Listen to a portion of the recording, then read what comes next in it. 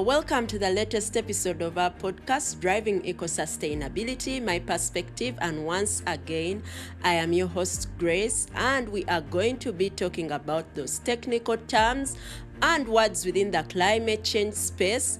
And we are going to be simplifying them and sharing a thing or two about them. Maybe you can pick something to build on that from here.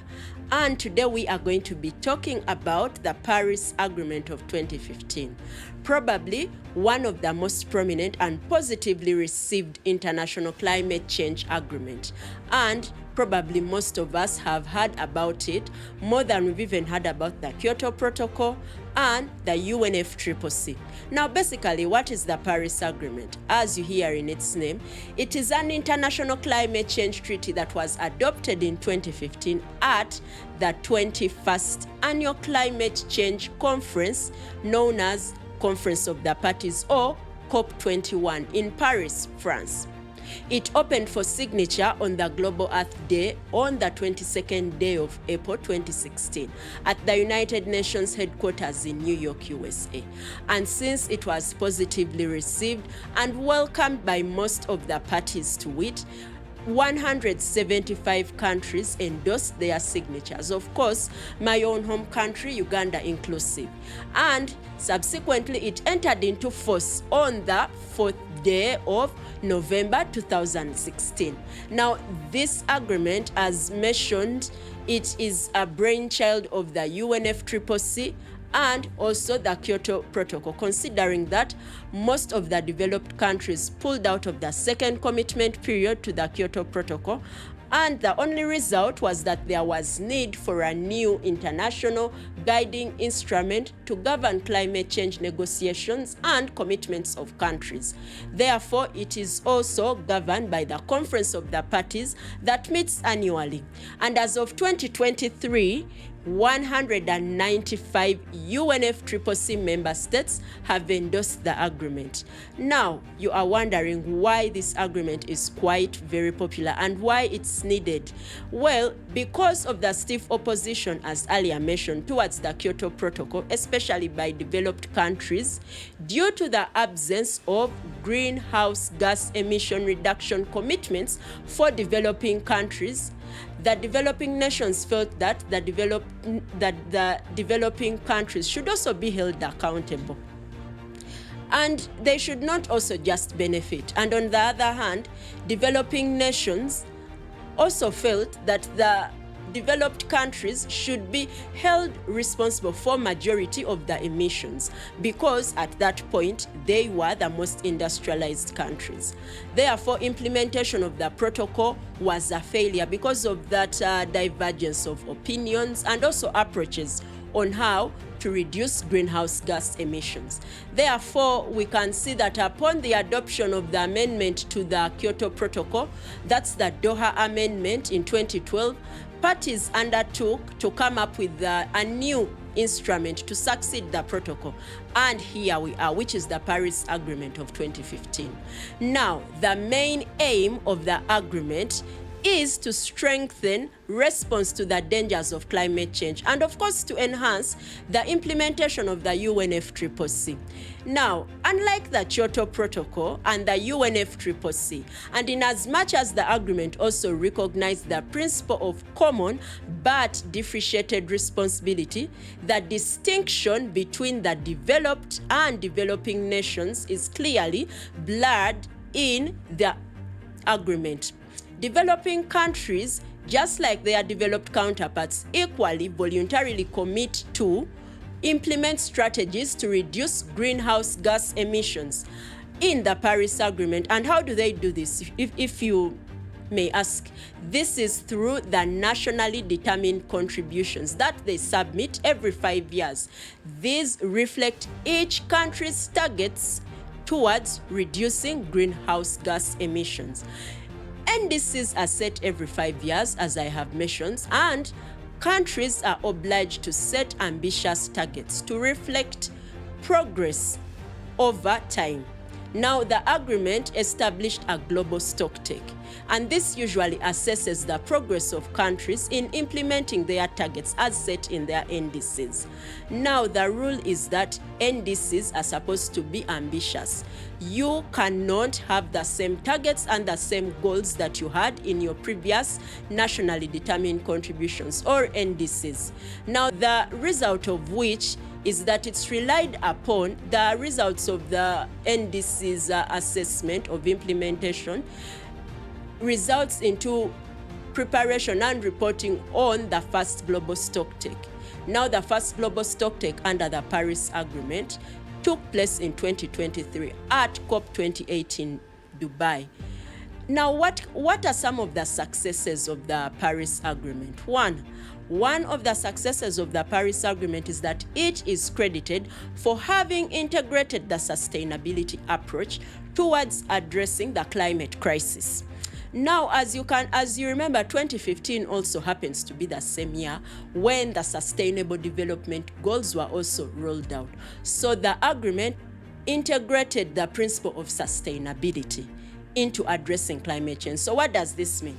The agreement emphasized that the implications and impacts that affect sustainable development and also contribute to poverty eradication also fall within climate change.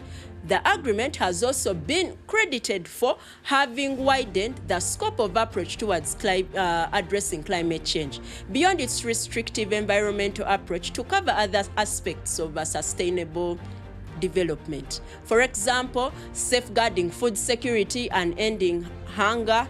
And it also highlighted the need for responsible consumption and production patterns, which is also part of our sustainable development goals. Then also the right to health and the rights of indigenous people, local communities, immigrants, children, persons with disabilities, as well as the need for gender equality and empowerment of women and intergenerational equity. As we can now notice that these were all incorporated in the Paris Agreement, which shows that the Paris Agreement widened the scope and went far from addressing climate change as only an aspect of just environmental conservation, but also incorporated and embodied all these matters that had clearly been highlighted and brought into play by the Sustainable Development Goals in 2015. Now, another key success of the Paris Agreement is that it set an ambitious temperature goal. Of course, some people may debate on this.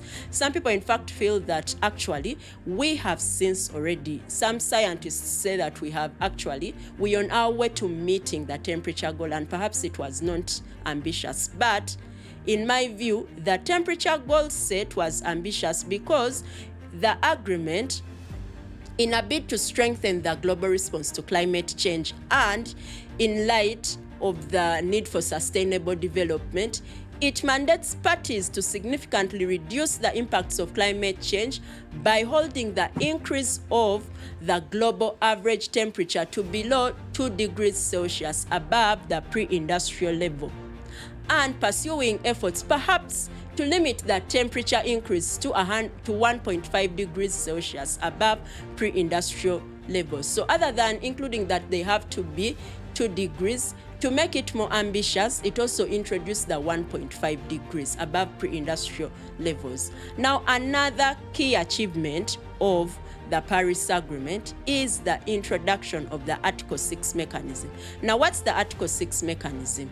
This is a mechanism which requires parties, both public and private, to cooperate in the mitigation and adaptation efforts in the implementation of their nationally determined contributions by 1. Permitting countries to transfer emission reductions to meet their NDCs, otherwise known as carbon credits. For example, someone gains carbon credits through planting, through establishing maybe a forest in a particular country.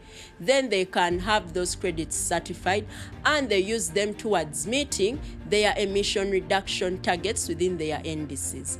Then also mitigating greenhouse gas emissions while fostering sustainable developments through collaboration between private and public entities. This is also something under Article 6. And also it went on ahead to introduce it also went on ahead to promote non-market interventions of adaptation and mitigation, also to financing and technology transfer and capacity building, because this was, so how do you get credits out of this? For example, maybe a country funds Uganda's development of our national adaptation plan, then it can get credits from this. Now, Article 6 has been established and known as probably where the current carbon markets and trading mechanism falls, replacing the Kyoto Protocol. Of course, we can disagree on this.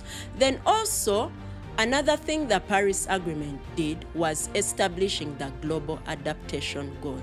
Adaptation was finally discussed in equal measure like mitigation. Unlike all the previous COPs where they were discussing mitigation, and adaptation, of course, in small measure, now the Paris Agreement streamlined and brought the discussion of adaptation at the forefront.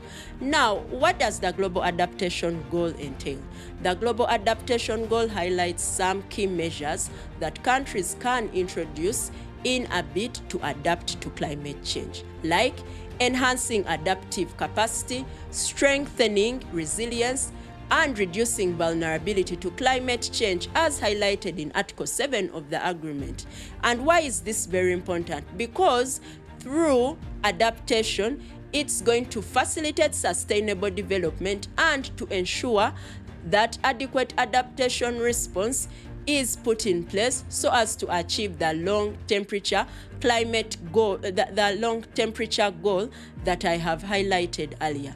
Then also the Paris Agreement negotiations have been credited for establishment of the Loss and Damage Fund. Of course, you may wonder what loss and damage is.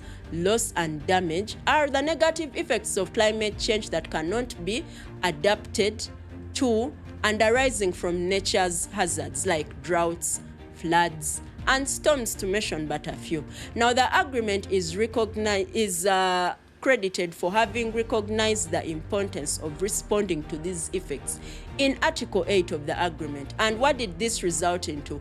Because of the negotiations that started at COP26 and they were finalized at COP28, where there was operationalization of the Loss and Damage Fund, which was a milestone towards responding to and averting the negative effects of climate change arising from loss and damage. Now, what are some of the criticisms? Because not every good thing equally has some of those things that are still gaps and where better can be done.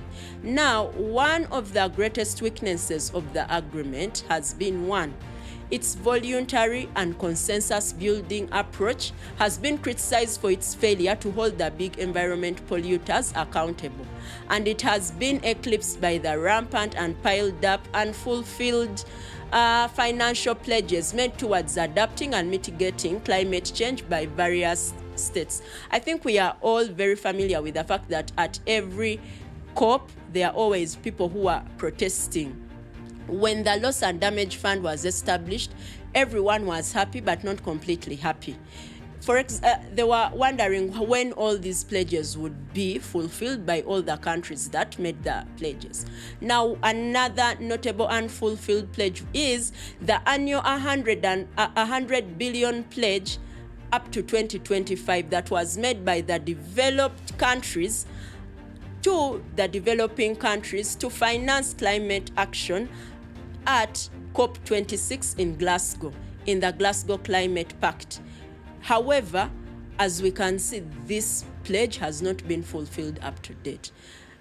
And of course, developing countries are not completely happy about it, that pledges are usually made and they are not fulfilled. And perhaps it comes from the fact that the Paris Agreement is more of consensus building and not backed by penalties. And also, so currently, as I earlier highlighted, Uganda has jointly domesticated the Paris Agreement, the Kyoto Protocol, and the UNFCCC. And how did it do this? We have our National Climate Change Act that was passed in 2021. Now, the Paris Agreement, as I mentioned earlier, has become the most prominent of the 3 international agreements and has inspired a myriad of climate action across the globe. So you too, you can take climate action for sustainable development as envisaged in the Paris Agreement, because as we can know, the Paris Agreement is not only towards addressing climate change, but it also caters for those aspects of climate change that hamper sustainable development in line with the Sustainable Development Goals that were introduced in 2015. Therefore, to learn more on the latest developments of the Paris Agreement, visit the official website of the UNFCCC, which I have added to my description below. And also, you can take action, as I earlier mentioned. And do you have that climate change term that is challenging you and you would want to learn more about it? You can share it within our comments, and you can subscribe to learn more about those unique climate change terms that challenge you. And you can share your reviews about this episode and more so that we engage. I am your host, Grace. Thank you for joining me today.